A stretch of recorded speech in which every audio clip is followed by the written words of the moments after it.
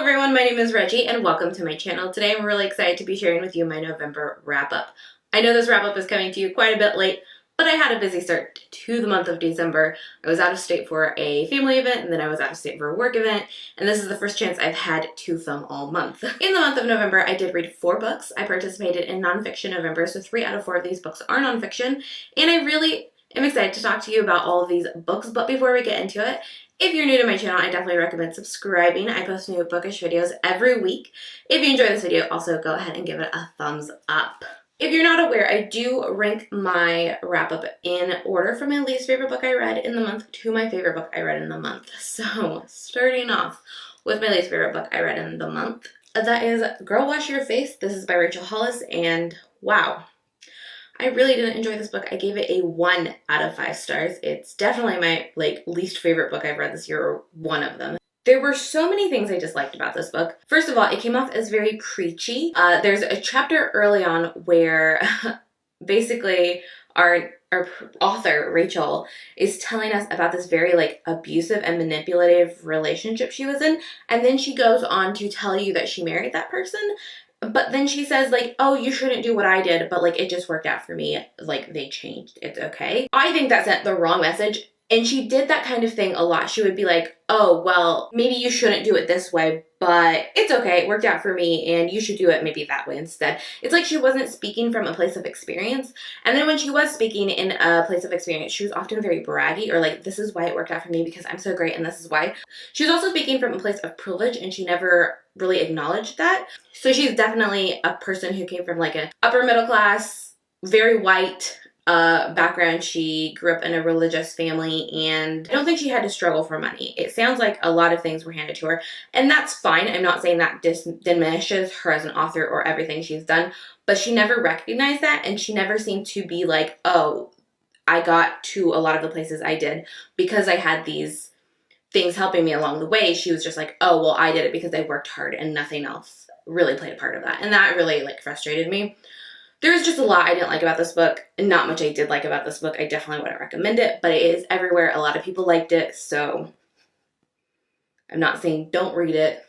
I just don't recommend it. So that was not only my least favorite book I read this month, but it was also the first book I read this month. So it wasn't a great start to nonfiction November, but it's okay because the rest of the books I read throughout the month were much better. So the next book I have to talk to you about is The New Jim Crow, Incarceration in the Age of Colorblindness. This is by Michelle Alexandra, and this is a wonderful look into mass incarceration of current day, and kind of exploring how we got there through our past, our history in America, and why mass incarceration is such a big problem, especially predominantly in Black or minority communities. I really love this book. I think it tackled the issue very profoundly. It really went into the history in depth and explained her argument very well.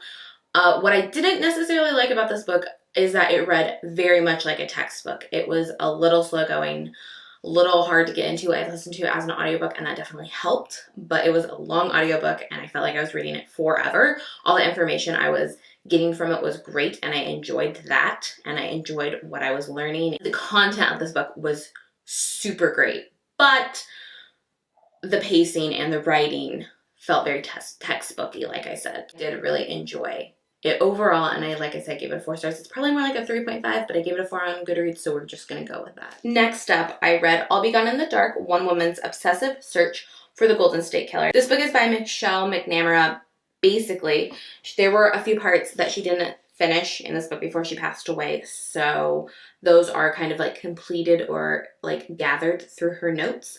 However, this book is essentially written by her, and this is her research that really delved into the Golden State Killer and all of that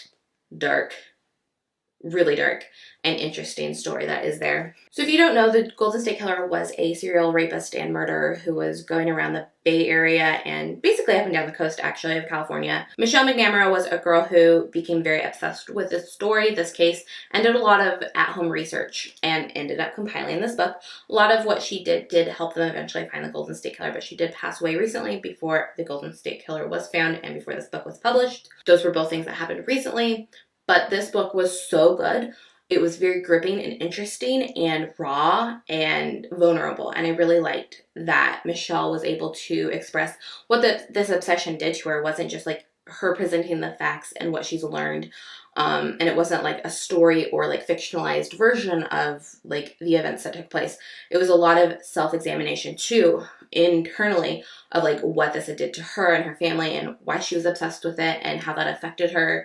And it was a very interesting look at that. I really liked that it flipped between these facts that were about the case and perspective of people who were researching this and the cops and detectives, and how her family came into place and how she became interested in this story, and all of that stuff was really interesting. I think it's very important when reading books like this, like true crime novels and reading true crime, even if it's nonfiction or fiction, to be careful that we're not sensationalizing these horrors and tragedies that actually happen to real people. And I think there was a good like mix of everything that was happening, that it didn't feel sensationalized. It honestly felt like a report, an examination of all the events laid out from many different perspectives, and I found that very interesting. Really, really enjoyed this book. I definitely recommend it. I think this is being hyped up a lot this year, so I definitely don't think it's like as good as everyone says, but it's pretty dang good. And in the end, I think I gave this a 4 out of 5 stars. The last book I read in the month of November is Tyler Johnson Was Here. This is by Jay Coles, and this is a Black Lives Matter inspired book, and this was so good. I gave this a 5 out of 5 stars. This book follows our main character, Marvin Johnson, who is a young boy and has a twin brother named Tyler, and Tyler goes missing, and he's trying to find Tyler. He's worried about Tyler. A decent portion of this book is Marvin trying to find Tyler. However, this narrative shifts when Tyler's body is found and a video is linked online, and it becomes very apparent that Tyler was murdered by a police officer. And so we go through a lot of different stages throughout this book. I think it is a very similar book to The Hate U Give. If you enjoyed The Hate U Give, I think you will also enjoy this. While I think The Hate U Give is a better book, The Hate U Give is like a masterpiece, and I understand why it's so popular. I think this book did do some things better than The Hate U Give. In particular, I think court scenes were better in this because they felt more fleshed out and like less brushed over. They were very present in what was happening in that setting and how what was being said affected people in that room. I also think this took a very good approach at like starting and finding protests in your area and reacting to people in a non-combative manner. And I think this book was so good, so strong, so powerful. You kind of are going to know where the trajectory takes. It's not going to surprise you where anything happens, but it's still one of those books that's super important to read and like feel those emotions and get in that character's mind and understand what's happening and how that's affecting people. And I think it was so beautifully told, really well written, really enjoyable. It was very simply written, but very good. And I just really enjoyed it. So I gave this a 5 out of 5 stars. So that is it for my November wrap up. I know I only read 4 books, so this wasn't the longest video of all time, but I hope you enjoyed it nonetheless. If you did, go ahead and give this video a thumbs up, subscribe if you haven't already, and I will see you in my next video. Bye!